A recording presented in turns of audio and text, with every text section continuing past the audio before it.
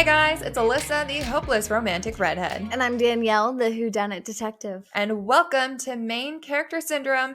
If you feel like you are the main character in your life, you are in the right place. Happy Halloween week, everybody. Happy Halloween week. It's almost over. It makes me a little sad. I know, but then we get Christmas. First, Thanksgiving. I guess. Okay. First Thanksgiving. I am then one of those Christmas. people. I'm one of those people. I do not put my Christmas tree up until after Thanksgiving. I get that. I put my Christmas tree up on Black Friday. But some people put it up the day after Halloween. And I to can't get that, behind that. yeah, I say you may be a little nutty. And I love that for you. Whatever makes you happy. We're not going to yuck your yum, but it's just not for us. Yeah, I gotta wait. I don't know. We need Thanksgiving. We need fall. I love Thanksgiving. I love like the feeling of family, the cohesiveness, and obviously just like recognizing all of our blessings in life. And obviously you could still do that at Christmas, but I'm going on to a tangent. That's fine. After Halloween first, then I feel like the holidays. It's a cozy feeling the next 2 months, November, December, and then you get the new year. I'm really excited for trick-or-treaters. Yeah. So we bought a new house this year. Mm-hmm. We moved neighborhoods. We moved to a different part of the city completely. Mm-hmm. And I will say we used to live in this neighborhood here in Springfield called Roundtree. Oh, I've heard of that. Yep. You probably heard of it because we're party animals. But really, anyways, Halloween is a big thing in Roundtree where we used to live. And it's obviously for children, and they host like a giant parade down the main street of the neighborhood where like the police are there. They like block off all the side streets so it's safe for the children. So like people can't just like drive on the road. Mm-hmm. So they block it off so trick-or-treaters can like safely do the parade, but then obviously move around the neighborhood. And when I say like thousands, I mean, they're almost everybody in Springfield, it felt like, would come to our neighborhood to do it. We gave out over 2,000 pieces of candy. Oh my gosh. I kid you not. Our first year there, and we ran out. So our second year, we were like, okay, we know better this time. You can't start off giving children 2 pieces of candy. No, one piece each. 1 piece each. I was like being really nice. And then like 10 minutes in, went through my first entire like several hundred bag of candy and was like, okay, we need to slow down. And you know, they told their friends, they're like, go to that house. They'll give you 2 pieces. Yeah, go get 2 pieces right now. Some people, though, there are a bit more extreme, and maybe they have way more money than me, because they would give out like some full-size candy bars. Yeah, king-size candy bars were legit. Insane. Yeah. But this year we're in a new neighborhood, so I'm very interested to see how it'll be. I know it won't be as crazy, but I'd say we like still connect with a bunch of other neighborhoods, so I think it'll be good. But I'm looking forward to it. I love seeing all of the children in their costumes and just like how happy they are. And then you always get that one person who's a real jerk. Yeah, you do. But trick-or-treaters are so cute, and it's fun to see them in their little costumes. I'm excited for our work trick-or-treat, which we do trunk or treat. I've never actually been part of that. I did last year. We were the Eras Tour themed. Nice. My friend Caitlin and I did. And we had like a giant friendship bracelet as a banner. And then I dressed up in Reputation and she dressed up as Red. Nice. So it was fun. And I had my big Karma jacket that I wore for Halloween last year. Yeah. It was like the Taylor Swift Halloween last year. It was. It was a Taylor Swift year. It was the Taylor Swift era. You know what? My prediction for this year is that we're probably going to get a lot of Sabrina Carpenters. I bet we get a lot of obviously older girls, not like the younger children, but like the adult costume, I bet is women just wearing lingerie and being Sabrina Carpenter. Oh, those baby doll dress. Yes. Little baby doll. Little baby doll lingerie dresses. I could see that. I could also see Beetlejuice. Yeah. Because of the movie, and Wicked. Yeah, like so like total opposite sides of the spectrum. You're going to get like all of the college girls, young girls, 21-year-olds and younger who still feel confident about their bodies. Good for you. Stop it. You look fabulous. Who are the Sabrina Carpenters. And then there's going to be like me, and I'm going to be a witch. Yeah, you're going to be like full black garb, like put on a hat and a broomstick. Or then you get the college girls. Paint my face green. Yes, paint your face green. Then you get the college girls that just put on like mouse ears or cat ears and like, I'm an animal. Exactly. It's perfect. I was definitely one of those basic girls in college. Line, I'm a bunny. No, I'm a mouse. Duh. I'm a mouse. Dang it. Girl, you know Mean Girls. Oh, I do. That's so embarrassing. I'm a mouse. Duh. Which leads me to my main character moment, not Mean Girls, but I recently interviewed, the musical Dear Evan Hansen. So the national tour just came to Springfield, Missouri at Juanita K. Hammond's Hall. And I interviewed the guy who plays Connor Murphy's dad. Oh, neat. Yeah. So if you don't know Dear Evan Hansen, it's actually a very dark musical. It surrounds mental health and suicide. Yeah. And his character, Larry Murphy, his son commits suicide. And so he is a dad, a father figure who is dealing with the loss of his son that way, and also a potentially new son figure because there's a kid that they kind of take in his family. And so it's a huge musical that just came in. It was amazing. And it was just really cool to be able to talk to this guy because he was also in The Watcher on Netflix. Oh, that movie or that TV show was insane. It was bonkers. It gave me nightmares. It did. It really did. But yeah, that was just really cool. Did you have a main character moment? I bought a bunch of Halloween decorations and I'm decorating my lawn. I love that for you. I mean, it's a simple, but it's going to be a main moment because I haven't seen so far until maybe like the past week or so, maybe 2 weeks, people putting Halloween decorations up. Sorry, I'm listening to my dog starting to squeak her toy in the room. Shotzi squeaking her toy. I'm like, oh crap, don't you bring that in here, dog. But people putting Halloween decorations up. So, I'm a little competitive and I'm like, I kind of want to one-up you. You know what you should do? There is a house in Nixa that goes all out for Halloween every year. They have like hundreds of pumpkins on their lawn. Oh, sick. Yeah, and they've got like lights and it's just like a whole show that they put on and kids can actually go in and like tour the house. Oh, that seems a little dangerous, but I imagine they're good people. I hope so. But I don't know about letting people in my house. I don't know. Maybe not for me. There's one place you can go in the house. There's one that's like the whole yard is decorated, but I think you can go in the house too. So growing up, my mother went all out for Halloween and we were like that house. So it was a lot. Like my mom like stuffed clowns and got like plastic chainsaws. And then one year she put like a little stereo outside, had it plugged in outside just on Halloween and burned a DVD or a CD. You know when you used to do that, burned a CD, and the CD was what's it? I'm blanking. What's that show with the witches? Twitches? No. Halloweentown? No. The one that they just remade. It's The Pressure. Wicked. No. With the 3 witches. Oh, Hocus Pocus. Oh my goodness. There's so many movies with witches. I've worked an entire day shift. I haven't eaten dinner yet. Please don't come after me.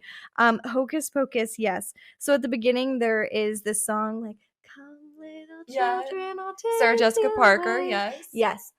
My mom burned that and played that, and literally like children were terrified. I would be terrified. It was awesome. And then like my mom even made like these cardboard coffins and then made like this little stuffed zombie, put it in there, and then wrote in chalk on the front of the coffin like my daughter's ex-boyfriend. Oh my daughter's last boyfriend. I love that. It was intense and it was awesome. So that was our Halloween. We had the fog machine and everything. Amazing. You have a legacy to uphold there, dear. I can't do it. I mean, she was a legend when it came to Halloween. That's amazing. Well, in today's episode, we're talking about our Halloween favorites. So did you have any movies or books that you got to experience when you were a kid that you still remember? Haha, Hocus Pocus. I feel like that's everybody's like top favorite. Yeah, right. So my favorite Halloween movie, and it's not necessarily Halloween like themed, but it's Corpse Bride. It's one of mine too. It is my favorite. I love that one, and anytime I see it on TV, I always stop and watch it. And I'm definitely going to be watching it this week before Halloween. Also, I think we actually talked about this in the last episode, Monster House. Yes. Love that one. I will say, I am not, despite how much I love horror books, mystery, thriller, murder books, I hate scary movies. Oh, me too. Like, I have the worst nightmares. Maybe it's because I have a very active imagination. And so whenever I watch those, I'm in that movie in my nightmares. Yes. So exactly. I have the same thing happen to me because I am a vivid dreamer. So I dream myself in that situation, and like it's in my apartment. Yeah. You know, like the killer's coming to my bed. So that it's interesting that you said that, because I was just talking to my co-host this morning and talking about this. But yeah, scary movies to me, like I can watch Friday the 13th because it was made years ago with horrible cinematography. But if you give me something like The Nun, I will pee my pants. I will absolutely not watch because it's so not realistic. It's realistic because of the cinematography and the technology that we have today, but it's just so terrifying. I believe in ghosts. So I have seen a ghost before. Oh. I really have. And so whenever I see that kind of stuff, it like, I don't know, draws out like this really scared part inside me, and I cry. Like I cry so bad. Yeah, ghosts are too realistic for me because demonic possession, I'm like, no thank you. Let me tell you this story. I'll tell you when I saw a ghost. Do tell. I was in high school, okay, and I lived in the second story of our house by myself. So it was just like you walked up the stairs and it was just like this large bedroom with its own bathroom and closet. And so I was like separated from the rest of my family. And when I went to high school, our first bell, the late bell, rang at 7:20 in the morning. So I had to wake up before dawn most days. And so I wake up one morning and I turn on my lamp and I get out of my bed and I grab my phone and I turn around, and I swear I saw like the face of a little girl, like with her hands like on the edge of my bed, and I looked back, I saw just like her eyes and hair, and all of a sudden boop, popped right under my bed. And I like just calmly was like, holy shit. Yeah. And I took another step, and charged down the stairs. And I was like, Dad. And then he came up and he was like, there's nothing up here. And I was like, I swear though, I saw a little girl. Yeah. And later on that day, my mom like was upstairs in my bedroom talking to me, and I'm like looking her in the eyes. And as I'm looking at her, all of a sudden, this large spot behind her like went completely blurry on like one side of her. Oh, like an orb? Yeah, like not necessarily like a circle orb, but it was just like this part in space behind her just went like kind of shaky a little bit. Oh. So that was weird too. Like an energy blur. And it may not have been the same day, but it was definitely the same week. It was crazy. That's insane. That's my ghost story. I slept with the nightlight on every day after that for a long time. I don't blame you. I don't think I would probably scream bloody murder if I saw something like that. So kudos to you. Thank you. I watched Amityville Horror once, and every time, if you know, the clock strikes a certain time and a bunch of people get murdered and then they turn into ghosts. And every time, if I'm up at that time in the morning, I will not look at my clock. I will like hide under the covers for like 5 minutes while it passes. What's the time? Oh gosh, it's early in the morning. It's either 3 in the morning or 4 in the morning. But if you like get up to go to the bathroom, or you're staying up all night reading a book. Yeah. But I'm like, I will not look at the clock. I will not get out of bed. I will just stay here because it's so scary. So that was the first scary movie I ever watched, and I was probably like 12. Yeah. And it still haunts me to this day. Yeah, I imagine. But moving off of scary movies, so something that I kind of liked to scare myself with, but it was very kid friendly. It was Goosebumps. Mm-hmm. Do you ever watch that as a kid? Yes. Yeah. Read the books. Yeah, my brother had the book, so I had read them too. Mm-hmm. A lot of the episodes, scary as a kid, but now I look back and I'm like, that was stupid. Yeah, right. Mm-hmm. I also liked Casper. I Yeah. feel like that one's not too spooky. Casper the Friendly Ghost. Yeah, he's a friendly ghost. You know? He's not scary at all. He doesn't possess people. Right? And the Addams Family. Mhm. I mean, you have to watch that in Classic October. Halloween. Harry Potter's a good Halloween Fall like, series to watch. I saw a Instagram reel today that was like that. Like, oh, darn, I have to watch Harry Potter. Yeah. Because it's fall, and then they're like, yes, this is the best thing ever. All 8 movies. It's 8, right? Because 7's in 2 parts. 2 parts, yep. yeah. Yep. 8 movies. Beetlejuice, obviously, classic. Hocus Pocus, we talked about. The Haunted Mansion. Yes, the Haunted Mansion. So I'm talking about the original Haunted Mansion with Eddie Murphy. Yes. 10 out of 10. That one rocked. It was like a little spooky for kids, but I don't know. I watched it as a kid and I thought it was good. I loved it. I was scared of the first one. Yeah. The new one was good too. I liked it as well, but I mean the original was definitely better. The new one, you could tell, I mean, it was made years apart. Disney-fied. So it was Disney-fied and the cinematography was better. Yeah. But it had a lot of CGI and I was like, the original was definitely better. You know, you had the head in the orb or what's it called? The glass ball. Yeah. It's just a glass ball. But you had the head in there. The fortune teller. The fortune teller, yes. To kind of go off the Disney theme too, this is going to be the cheesiest thing, and you're going to learn a lot about me when I recommend this. It's Mickey Mouse's House of Villains. Oh, I love that one. Man, I will be watching that as well, and my husband will be watching that with me because when I was writing this one down, I was like, oh, wait, I need to get the exact name, Mickey's House of Villains, because it's incredible. And he was like, what? Yeah. I was like, listen, hear me out. The cutest, greatest thing to watch, especially if you have young children. But I'm an adult and I still love it. We're kids at heart, honestly. Exactly. And old Disney Halloween movies, they slapped. Halloweentown is my absolute favorite series to watch on Halloween. And that gets a bit spooky at times too. I mean, man, the old ones, they used to scare the pants off. Yeah. Mom's Got a Date with a Vampire was creepy.